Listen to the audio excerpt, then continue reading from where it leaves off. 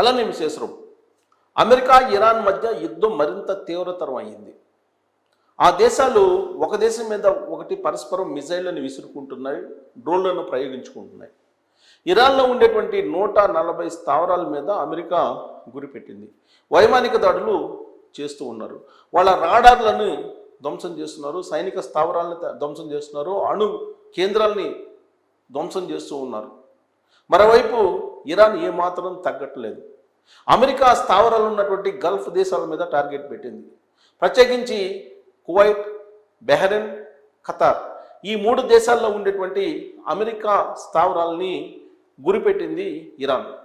డ్రోన్లను ప్రయోగించింది, command and control రూమ్స్ని ధ్వంసం చేసింది, రాడార్ వ్యవస్థ మీద మిజైల్స్ని వేసింది. దీంతో ఉద్రిక్త వాతావరణం కనిపిస్తుంది పశ్చిమ దేశాల్లో.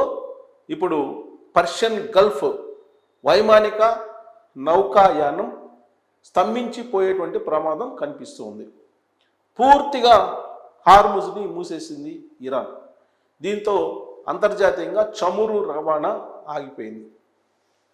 మరొకసారి ఆర్థిక సంక్షోభం మాటలు వినిపిస్తూ ఉన్నాయి.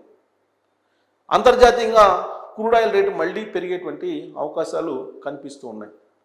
ప్రపంచవ్యాప్తంగా ఆర్థిక వ్యవస్థలు తారుమారయ్యేటువంటి అవకాశాలు మెండుగా ఉన్నాయనేది అంతర్జాతీయ నిపుణులు చెప్తూ ఉన్నారు. మరి ఈ 2 దేశాల మధ్య యుద్ధం ఇప్పటికిప్పుడు ఆగిపోతుందా, ఇంకా మరింత తీవ్రతరం అవుతుందా అని అంటే, ఒకవైపు చర్చలకు సిద్ధం అంటూనే అమెరికా ఇరాన్లో ఉండేటువంటి అణుస్థావరాల్ని గురిపెట్టింది, విద్యుత్ కేంద్రాలని గురిపెట్టింది, డీసాలిడేషన్ చేసుకునేటువంటి మంచినీటి కేంద్రాల మీద కూడా గురిపెట్టింది. దాదాపు 140 స్థావరాల మీద గురిపెట్టింది. ఈ 140 స్థావరాల్లో ఒకవేళ ఏదైనా జరిగితే టోటల్గా ఇరాన్ అమెరికా అధ్యక్షుడు ట్రంప్ చెప్తున్న విధంగా భూభాగంలో లేకుండా పోతుంది. ఈ 140 స్థావరాలని ఏకబిగిన ఒకేసారి కనుక పేల్చేస్తే భూమి మీద ఇరాన్ మనకు కనిపించదు. ఆ విధంగా నౌకాదళాన్ని, వైమానిక దళాన్ని మోహరించి ఉంది అమెరికా. తాడోపేడో తెలుసుకోవడానికి సిద్ధమైంది. హార్ముజ్ జలసంధిని మూసివేసి ఇప్పుడు అంతర్జాతీయంగా మరొకసారి ఇరాన్ తన పట్టును నిలుపుకునేటువంటి ప్రయత్నం చేస్తుంది. ఇరాన్కు సంబంధించినటువంటి IRGC అమెరికా రాడార్ వ్యవస్థని స్తంభింపజేసేటువంటి ప్రయత్నం చేస్తుంది. అంటే సాంకేతిక పరంగా అమెరికా ముందుంది. దాని మీద దెబ్బ కొడితే అమెరికా రెక్కలు విరిగిపోయినట్టే యుద్ధంలో. అందుకే ఇరాన్ ఇప్పుడు సాంకేతిక వ్యవస్థ మీద, అమెరికాకు ఉన్నటువంటి మేధో సంపత్తి మీద ఎక్కువ కాన్సన్ట్రేషన్ చేసింది. దాంట్లో భాగంగా ఉన్న ఒకే ఒక ఆప్షన్ అమెరికాని ఇరుకుని పెట్టడానికి ఇరాన్కి సీ కేబుల్, అంటే భూగర్భంలో ఉన్నటువంటి, సముద్ర గర్భంలో ఉన్నటువంటి ఇంటర్నెట్ కేబుల్ని కూల్చేయటం. అది కనుక జరిగితే మొత్తం టోటల్గా ప్రపంచం స్తంభించిపోతుంది. ఒక అమెరికానే కాదు, టోటల్ ప్రపంచమే సందిగ్ధావస్థలో పడిపోయేటువంటి అవకాశం ఉంది, స్తంభించిపోయేటువంటి ప్రమాదం ఉంది. ఆ దిశగా ఇరాన్ అడుగులు వేస్తుంది అనేది వినిపిస్తుంది. అందుకే ఖతార్, పాకిస్తాన్ ఈ దేశాలు మళ్ళీ మధ్యవర్తిత్వం వహించేటువంటి ప్రయత్నం చేస్తున్నాయి ఇరాన్కి అమెరికాకి మధ్య. యాక్చువల్గా జూన్ మధ్యలో శాంతి చర్చలు ఫలప్రదం అయ్యాయి. ఇరు దేశాలు శాంతి ఒప్పందాన్ని కుదుర్చుకున్నాయి. ఆ ఒప్పందాన్ని ధిక్కరిస్తుంది ఇరాన్ అనేది అమెరికా చెప్తుంది. అమెరికానే ధిక్కరిస్తుందని చెప్పి ఇరాన్ చెప్తుంది.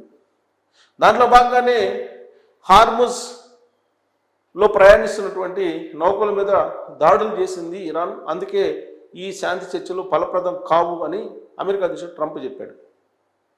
ఇప్పుడు IRGC అమెరికా రాడార్ల మీద ప్రయోగించింది డ్రోన్స్ని. అమెరికా స్థావరాలు పర్షియన్ గల్ఫ్లో అనేక దేశాల్లో ఉన్నాయి.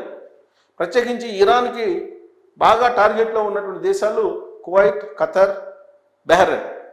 ఈ 3 దేశాల్లో ఉన్నటువంటి అమెరికా స్థావరాలని పేల్చివేసాయి అని చెప్పి కూడా తెలుస్తుంది. అందుకే ఇప్పుడు అమెరికా ఒక మెట్టు దిగి మళ్ళీ చర్చలు అని చెప్పి అంటుంది. ఒకవైపు చర్చలు అంటుంది, ఇంకొక వైపు ఇరాన్ మీద యుద్ధానికి సై అంటుంది. ఇప్పుడు కూడా చర్చలకు ఓకే అని చెప్పి అంటున్నారు. అయితే అణు కేంద్రాలు అనేది ఉండకూడదు అని చెప్పి ఒక కండిషన్ పెడుతుంది అమెరికా.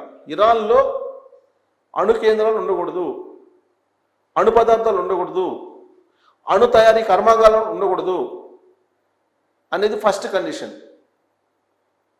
అలాగే ఇరాను హార్మోజ్ మీద పూర్తి స్వేచ్ఛ మాకే ఉండాలి అని చెప్పి కోరుకుంటుంది. అమెరికా దానికి ససేమిరా అంటుంది. దానికి ఇరాన్ ఒప్పుకోవట్ల. ఇలా ప్రధానమైనటువంటి కండిషన్స్తో రెండు దేశాలు ఏకీభవించట్లేదు. మరి శాంతి చర్చలు సాధ్యం అంటే సాధ్యం కాదు. ఒకవైపు సాధ్యం చేయాలి అని ప్రయత్నం చేస్తూనే అమెరికా ఇంకొక వైపు ఇరాన్ని ఒకవైపు నుంచి క్లోజ్ చేస్తూ వస్తుంది. ఇప్పటికే చాలా వరకు డ్యామేజ్ చేశారు. Mustafa Khamenei supreme leader Iran, ఆయన ప్రజల ముందుకు వచ్చే అవకాశం ఉంది అని అంటున్నారు. మరి ఆయన వచ్చి ఏం సందేశం ఇస్తారు అనేది కూడా ప్రపంచం మొత్తం వెయిట్ చేస్తూ ఉంది.